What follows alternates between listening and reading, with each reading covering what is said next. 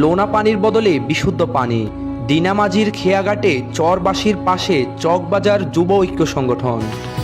বিস্তারিত দেখুন ডেস্ক রিপোর্টে।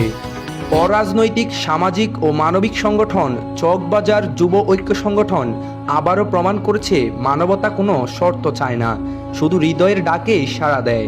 28শে জুন শনিবার লক্ষ্মীপুর জেলার রামগতি উপজেলার দিনামাজির খেয়াঘাটে চর এলাকায় চকবাজার যুব ঐক্য সংগঠনের পক্ষ থেকে নলকূপ স্থাপন করা হয়। এই চর এলাকায় দীর্ঘদিন ধরে মানুষ লোনা পানি পান করছিলেন। এখন সেই কষ্ট লাঘব করে বিশুদ্ধ পানির ব্যবস্থা করল চকবাজার যুব ঐক্য সংগঠন। উক্ত উদ্যোগ প্রবাসীদের অর্থায়নে এবং সংগঠনের প্রতিষ্ঠাতা পুলিশ সদস্য মোহাম্মদ হাসানের সার্বিক তত্ত্বাবধানে সম্পন্ন হয়। এ সময় উপস্থিত ছিলেন মোহাম্মদ ইলিয়াস, মাহে আলম, মোহাম্মদ রিয়াজ, মাইনুদ্দিন, মোহাম্মদ রেদওয়ান, মোহাম্মদ জুয়েল, মোহাম্মদ শরীফ, মোহাম্মদ জাবেদ, মোহাম্মদ মিজান সহ আরও অনেকে। স্থানীয় জনসাধারণ এই মানবিক উদ্যোগের জন্য তাদের আন্তরিক ধন্যবাদ ও কৃতজ্ঞতা প্রকাশ করেন।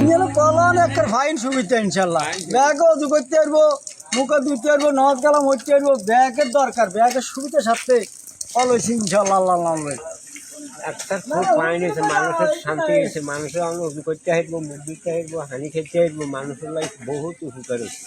আলহামদুলিল্লাহ কলকাতায় সুবিধা হয়েছে, ভালো হয়েছে। সকল মানুষের নামাজ টামাজ হচ্ছে করি খুব ভালো হয়েছে। কলটা দেওয়াতে মানুষের অনেকটা উপকার হয়েছে। চরে মানুষ যাইতে এখান থেকে পানি নিতে পারব, কারণ চরে তো কোনো কল টল নাই। আর এই যে পেশাটা নামাজের মাছ হইব, মানুষে উজু করে এনে দেয় নামাজ পড়তে পারে, তাই কলটা এখানে দেওয়াতে অনেক উপকার হয়েছে। মানুষ অনেক উপকৃত হবে। আসলে যারা এই যে কলটা দিছে তাদেরকে অনেক ধন্যবাদ জানাই। মানুষের দোয়া হইব, তারা ইনশাল্লাহ এই পানি খাই, তারা মানুষের জন্য দোয়া করব।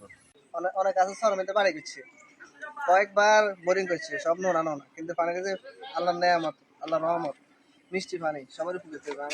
সংগঠনের পক্ষ থেকে সংগঠনের প্রতিষ্ঠাতা ও পুলিশ সদস্য মোহাম্মদ হাসান বলেন, এই সংগঠন সম্পূর্ণ অরাজনৈতিক, শুধুমাত্র মানবিক সেবামূলক কাজেই নিয়োজিত।